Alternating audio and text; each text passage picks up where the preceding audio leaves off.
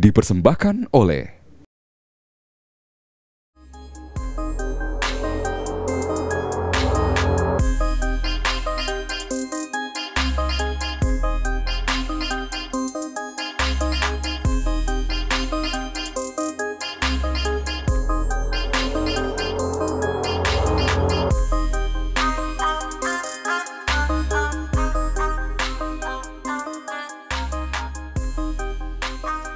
Kembali di CEO Talk, kita masih bersama Jang Roni Yuwono, CEO dari PT Essler International.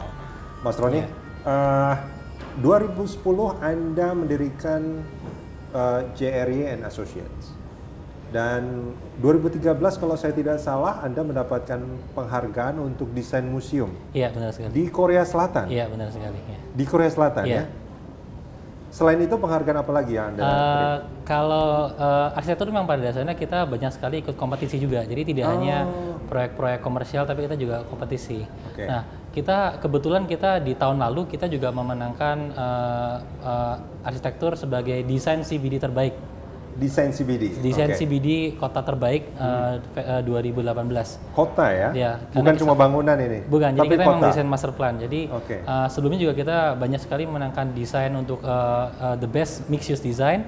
Dan kebetulan dalam minggu ini kita juga memenangkan 2 award lagi untuk sebagai the best architectural residential design yang di Mega Kuningan dan the best mixed use development di Indonesia yang proyek di Batam. Nah, ini menarik sebetulnya sebagai orang yang bekerja di firma arsitektur, banyak mendapatkan penghargaan, rasanya saya patut bertanya dan mungkin Anda juga punya penilaian sebetulnya tentang desain apa istilahnya mungkin master plan kota-kota di Indonesia. Kok kayaknya ada permasalahan yang identik gitu soal kemacetan dan segala macam. Apakah Anda punya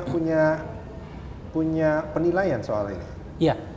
Mungkin kalau boleh dibilang, kita ngomong Jakarta dulu ya. Jadi Jakarta itu sebetulnya apa sih yang bikin ribet? Yang bikin ribet itu adalah tidak di-planning dari awal. Memang pada dasarnya bukan bagaimana. Jadi we don't start from blank canvas. Jadi bagaimana, bayangkan saja kita mau menggambar sebuah sesuatu tapi sudah ada gambarnya. Nah, itu adalah permasalahan di Jakarta. Pekerjaannya double itu kan? Pekerjaannya double dan kita harus patching sana-sini, tambal sulam di sana-sini. Menurut saya, ke depannya, semua kota itu akan menuju yang namanya transit oriented. Transit oriented? Transit oriented. Jadi, kita mengalami apa yang namanya kemacetan.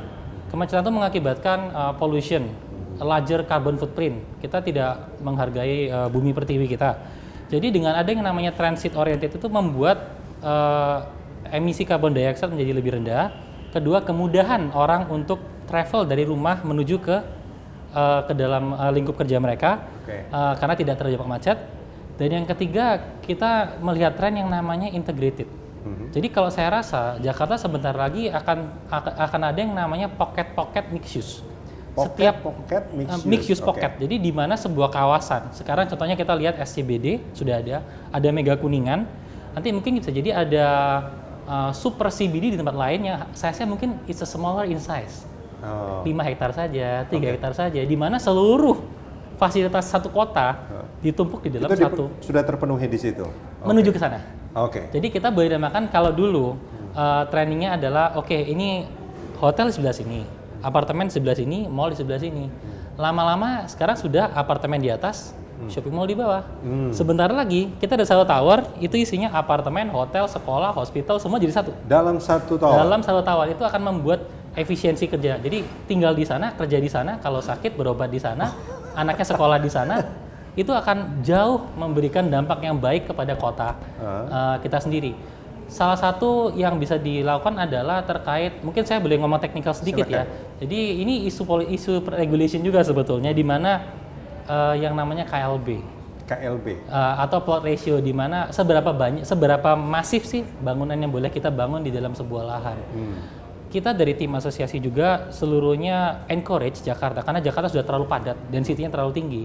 Di mana beberapa area seperti yang sudah dikatakan sekarang adalah dekat MRT atau dekat transit area itu boleh bangun lebih tinggi. Sehingga kita bisa tumpuk fungsi-fungsi yang lain di dalam satu area.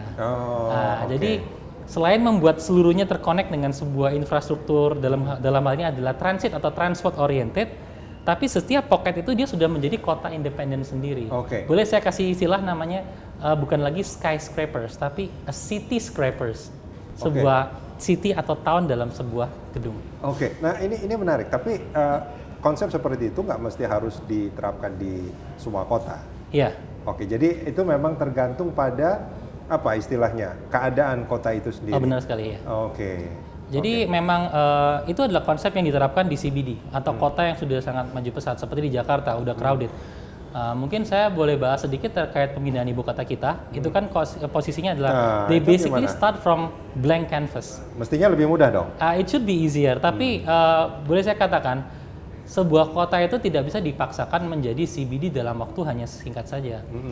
Itu tergantung daripada populasi kita. Seberapa siap populasi tersebut dan seberapa banyak usia produktif, itu memicu faktor. Contohnya, kalau penghuni kota itu hanya 5.000 orang saja, ya kita tidak perlu bikin shopping mall. Kita hanya bikin food street saja. Pada saat mencapai level populasi tertentu, we need shopping mall.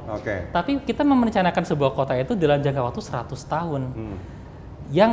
Yang menurut saya planning yang baik itu adalah is a flexible planning. Di mana planning ini kita tidak bisa paksakan sekarang di Kalimantan menjadi seperti Jakarta. Tapi kita akan buat ini versi fase 1. Seperti ini karena populasi belum banyak. Fase 2 seperti ini. Itu sangat mungkin dikembangkan seperti ini. Sangat mungkin sekali dan diterapkan seperti di Australia seperti itu. Jadi memang kita mengikuti plan itu mengikuti seiring perkembangan populasi sehingga tidak harus dipaksakan. Kalau kita bicara soal ibu kota yang baru ini rencananya, meskipun memang itu kan ada desain yang menjadi viral dan banyak dilihat, tapi banyak yang mengatakan bahwa nggak seperti itu sebetulnya. Nah, kalau seandainya Esler International, Mas Roni Yuwono, diberi kesempatan untuk mendesain master plan ibu kota yang baru, itu akan seperti apa? Kalau menurut saya sih sebuah paradigma ibu kota begitu ya, itu kan adalah di mana pusat pemerintahan ada di sana dan sebagainya. Jadi kita boleh saja bilang bahwa itu lebih baik specialized. Jadi kita boleh zonakan beberapa area sebagai misalkan ini bagian departemen sebelah sini, departemen keuangan di sebelah sini dan sebagainya dengan area penunjang di sekitarnya. Dan kalau dibilang sebuah ibu kota juga dia harus mengikuti yang namanya, banyak orang bilang Green City. Tapi saya boleh tambahkan Blue City. Artinya? Kita juga ada isu terkait keterbatasan jumlah air bersih. Itu terkait dengan higienis dan juga kesehatan daripada penduduk tersebut. Penduduk yang sehat juga artinya adalah pemerintahan yang sehat. Menurut saya seperti itu. Jadi banyak sekali orang yang bilang city itu harus green dan sebagainya. Saya udah ngomong tadi integrated, tapi kita selalu lupa yang namanya blue city.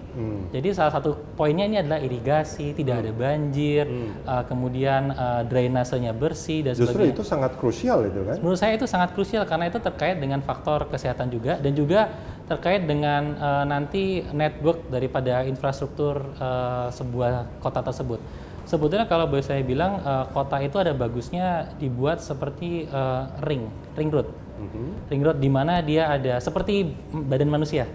Ada arteri, saling terhubung gitu. Terhubung semua, ada arteri untuk fast moving travel. Jadi misalkan saya, contohnya Jakarta, saya mau ke Tangerang, saya harus lewat yang arteri saja.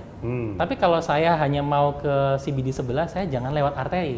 Nah, jadi sebuah kota yang baik itu sama seperti ini, kita is an evolution of billions of years. Manusia sudah buat seperti ini. Kenapa tidak kita ikuti saja?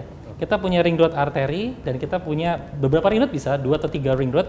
Dan kita juga mempunyai smaller network of township, di mana every township itu kita akan develop dari awal di populasi sedikit sampai dia menjadi super CBD. Is a good city is like that in my opinion. Mas Roni, kita jeda sebentar. Kita akan lanjutkan di segmen berikut. Iya. Pemirsa jangan kemana-mana, CEO Talk masih akan kembali.